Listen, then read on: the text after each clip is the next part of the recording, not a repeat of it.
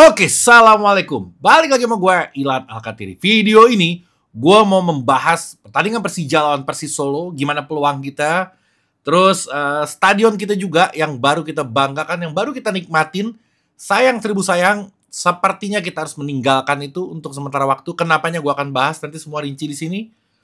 Terus ada beberapa wawancara Carlos Peña yang mengeluhkan tentang situasi yang ada di Persija. Ini akan menarik banget. Jadi pastikan kalian nonton dari awal sampai akhir dan jangan di skip. Sebelum ke sana, gue mau kasih tahu kalau konten ini disponsori oleh gila. Lo udah tahu pasti sama siapa? Set Alkas Parfum. Bernina si lucu dan imut yang aromanya seger, ada candy-candinya, ada manis-manisnya dan awet tahan lama. Gue ini untuk perempuan, ada yang untuk cowoknya juga. Ini nih untuk cowoknya. Ini ini dia yang untuk laki-lakinya, Moritz. Ada juga yang Fresca. Lo ke Shopee gue aja, lo lihat-lihat di situ.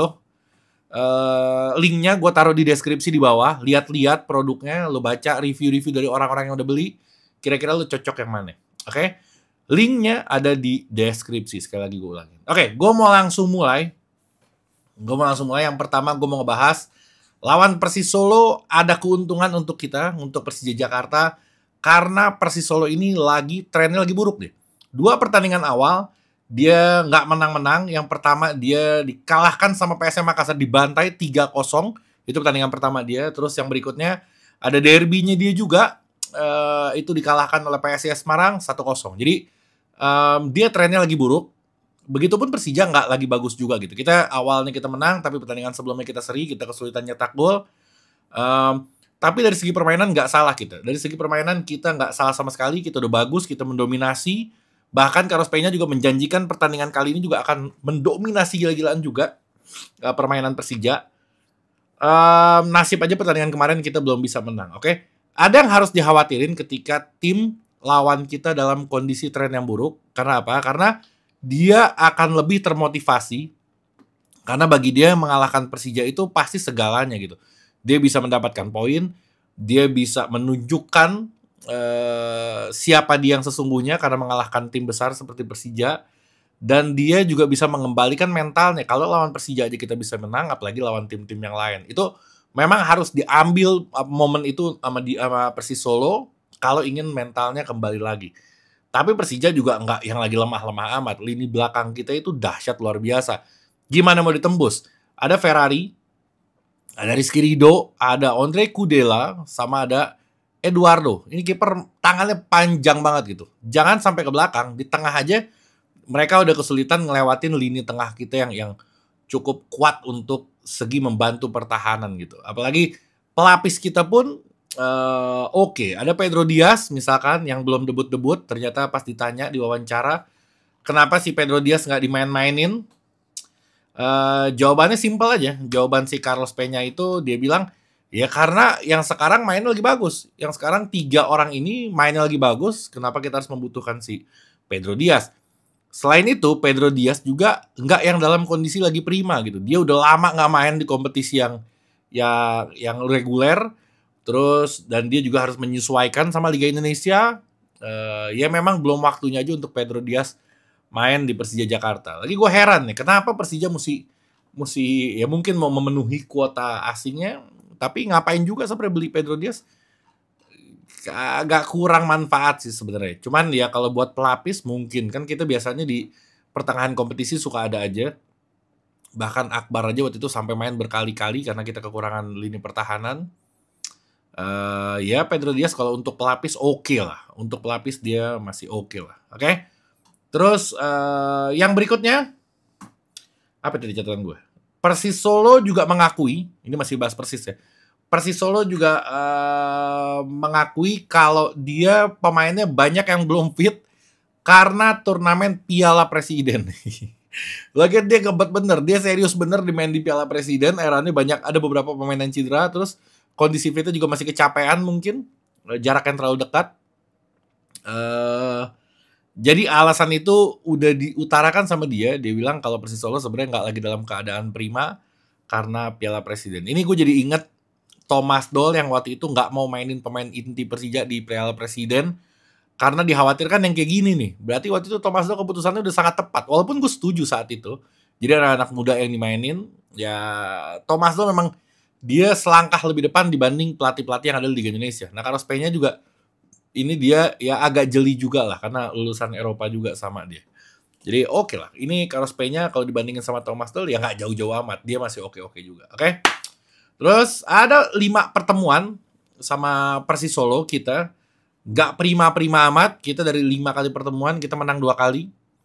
Persis Solo dia juga menang 2 kali. Ini segala kompetisi ya.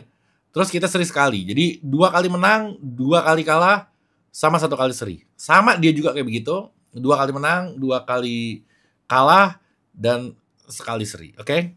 Lanjut di wawancara Carlos Peña kemarin. Ditanya gimana pandangan lo tentang lawan kita. Dia bilang, Persis Solo ini bukan lawan yang mudah. Dia bilang, gue bilang, tahu dari mana nih? Nggak tahu, gue lupa. Pas Piala Presiden kita ketemu sama dia. Kalah lagi kita sama Persis Solo. Jadi dia bisa, bisa bilang kalau Persis Solo ini bukan lawan yang mudah. Masuk akal. Oke? Kami akan berusaha mendapatkan 3 poin, dia bilang. Kami berusaha mempersiapkan pertandingan sebaik mungkin dan kami ingin mendominasi permainan. Ini dia tadi gue bilang. Mendominasi itu artinya memegang bola posisi lagi kemarin. 72%. Babak 1 75%. Gila. Itu benar-benar mendominasi. Hanya ujungnya aja nggak gol. Itu yang disayangkan. Tapi kalau dari segi permainan, kita benar-benar nonton Persija latihan itu. Sayang aja nggak gol bolanya. Oke? Lanjut dia ngomong. Persis adalah lawan yang sangat tangguh. Dia bilang. Mereka mengalahkan kami di Piala Presiden, sekarang mereka menelan 2 kekalahan dari 2 pertandingan pertamanya. Mereka akan sangat berbahaya sebab mereka datang dengan ambisi untuk mendapatkan 3 poin pertama di musim ini. Itu yang tadi gue bilang. Oke? Di laga lawan Persis nanti, saya ingin tim saya lebih berani lagi, dia bilang. Saking beraninya, dia ngomong saking lagi. Saking beraninya sampai fans Jackmania bisa merasakan keberanian kami dari tribun. Wah, ini gue berharap karena ini lama kita nanti nggak main di sini, ntar gue rinci kenapanya. Gue harap anak-anak Jackmania datang lah. Kalau misalkan gue kemarin nanya ya, gue bilang, lu kenapa sih kok bisa sampai sepi gitu kita? Cuma 15.000 yang datang, udah di JIS, sayang banget kan. Rata-rata komentarnya kemahalan tiketnya.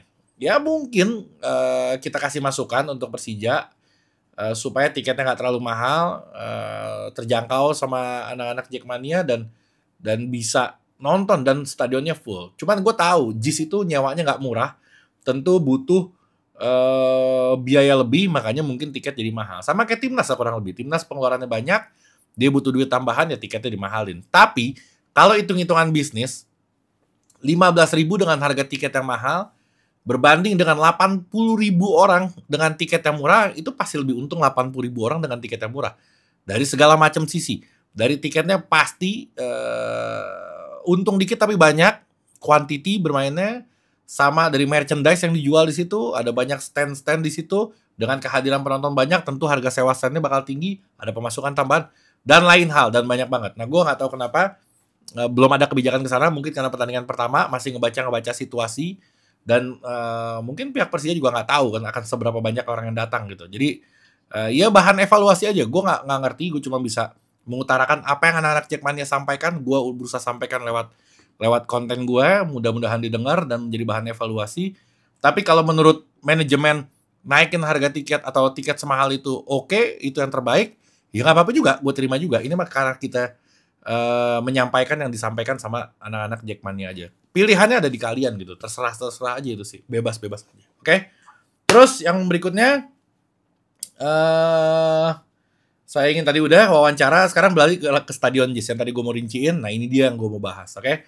Setelah lawan Persis, kita akan main di kandang lagi lawan Dewa tanggal 16 September ini. Tapi nanti setelah jeda internasional, kita main away dulu, ntar pas jeda internasional beres baru kita main di kandang, itu lawan Dewa di tanggal 16. Masalahnya itu kita di JIS itu akan ada konser Bruno Mars di tanggal 11, 13, dan 14. Kalau sampai tanggal 14 jadi 3 hari ya. Gue gak ngerti konser 3 hari mungkin ya. Tanggal 14. Jadi tepat 2 hari sebelum pertandingan Persija Jakarta. Mungkin gak? Nggak mungkin. Dia nggak benerin rumput aja 4 bulan 5 bulan kagak beres-beres. 2 hari gue nggak yakin tuh rumput balik. Ini sekarang rumput rusak dibenerin, beres belum aja udah merusak lagi sama konser. Jadi ya mungkin setelah konser ini pun masih lama lagi sampai kita bisa main lagi di JIS gitu. Kemungkinan GBK. Enggak juga. Kenapa? Karena GBK juga nanti akan ada pilkada di tanggal 25 September sampai 23 November. Oke, ini dan pencoblosan di tanggal 27 November. Jadi udah kampanye panjang, wah nanti keamanan terganggu apa segala macam. Jadi nggak boleh ada pertandingan di sini. Terus tanggal 27-nya pas pencoblosan nih nggak salah. Iya, pencoblosan tanggal 20. Ya salam udah kita. Kita bakal jadi tim yang musafir lagi, yang mundar-mandir ke sana lagi karena kejadian-kejadian seperti ini yang terus-menerus berulang setiap musimnya. Ada aja nasib Persija itu. Nah, ini gua nggak tahu pasti ya. Bisa jadi masih main di GBK atau JIS, bisa jadi enggak juga. Gua nggak tahu, cuman gue menghitung-hitung aja kalau dari tanggal-tanggalnya, rasanya sih kita agak berat gitu dapat apa izin untuk bermain di saat-saat seperti ini gitu. Nah, permasalahannya itu di tanggal-tanggal itu kita tuh ada pertandingan. Di tanggal 29 September kita ada pertandingan lawan PSM Makassar home. Dan di tanggal Madura, di tanggal lawan Madura nanti di tanggal 6 November itu juga kita ada main home. Nah itu yang membuat kita bermasalah ketika nanti pencoblosannya tanggal 27 November. Jadi di masa-masa itu kan biasanya nggak boleh ada pergerakan sama sekali. Oke? Terus tadi JIS kelewat gue, sorry. Si Carlos Peña, gue sering menyampaikan. Waktu itu gue juga sering ngomong di konten gue. Mungkin yang lo rutin nonton gue, lo tahu. Yang gue omongin, gue bilang JIS itu panas banget. Gerah banget, ngelekep, nggak ada udara, sirkulasi anginnya gue bilang berantakan. Bahkan gue menyarankan kepada pihak JIS di konten gue beberapa kali untuk dipasangin kipas yang gede-gede dari atas atau dari setiap lorong masuk yang bisa muterin sirkulasi angin situ, karena anginnya tuh stay gitu, nggak ada bener-bener nggak ada angin sama sekali. Gue harus nonton agak tinggi yang agak temboknya terbuka tuh, nah itu baru gue dapet angin. Kalau nonton di bawah nggak akan dapet loh. Nah ternyata Carlos Peña pun mengeluhkan hal yang sama. Kalimatnya begini. Dia bilang Peña dan pemain merasa kepanasan pas main di JIS. Jadi dia bilang pas dia masuk ke lapangan terasa sangat panas, nggak berasa kalimatnya tuh dia bilang sirkulasi udara, sirkulasi anginnya tidak dirasakan di JIS dan tingkat kelembapannya itu cukup tinggi. Jadi udah panas, ngelekep, nggak ada angin, lembab lagi. Itu yang bikin dia kepanasan. Tapi dia bilang untung kemarin kita udah main, jadi yang lawan berikutnya mudah-mudahan udah adaptasi. Cuman gue rasa nggak bisa ya adaptasi secepat itu karena udara panas itu bisa bikin stamina lawan tentunya lebih cepat capek. Nggak lawan juga, kita juga bakal lebih cepat capek gitu kalau misalkan kepanasan. Nontonnya juga kurang nyaman karena panas, walaupun stadionnya megah luar biasa bagus. Nontonnya enak banget ke lapangan, tapi itu dia cuacanya itu bener-bener ngelekep gitu. Dan ternyata bukan cuma gue merasakan itu, kalian juga merasakan pada komen waktu itu. Ternyata Carlos Peña dan para pemain pun mengeluhkan hal yang sama gitu. Harusnya ada perbaikan, yang tadi gue bilang kipas atau AC atau apa. Ya apa, pikirin aja lah, kan kita nyawa sama dia suruh kasih kualitas yang bagus karena harganya mahal, ya kasih kualitas yang oke lah buat kita gitu. Nah caranya gimana? Lu yang pada mikir, jangan gue, biar pihak JIS yang pada mikir. Gue mau coba bisa kasih saran aja, oke? Terakhir, gue mau nanya ini. Gue bukan mau ngasih tahu, gue mau nanya sama kalian. Katanya rame banget. Di website Persija itu ada logo Persib tiba-tiba muncul, terus gak lama hilang lagi. Itu bener apa enggak? Gue gak tahu. Gue kehilangan informasi, gue ketinggalan informasi juga. Kalau bener, kacau juga ya. Cuman gue gak tahu bener apa enggaknya. Coba lo kasih tau gue, komen. Apa bener gitu. Gila juga kalau sampai tiba-tiba ada logo Persib di website Persija. Jadi bahaya juga loh. Akses bisa gue gak tau hacker, gue gak tau salah upload, gue gak tau apa. Kalau bener ya, cuman gue gak meyakini itu sih. Tapi rame banget yang komen, banyak yang nge-tag-in gue, bahkan fotonya gue lihat, cuman apa editan apa enggak, nah gue gak tahu gitu. Oke, sekian dari gue. Jangan lupa Alkas Parfum di deskripsi linknya, Shopee. Kalian beli-beli, belanja di situ, lagi diskon gede-gedean sampai 40% lebih. Ya udah langsung check out aja di Shopee. Oke, sekian dari gue. Assalamualaikum warahmatullahi wabarakatuh.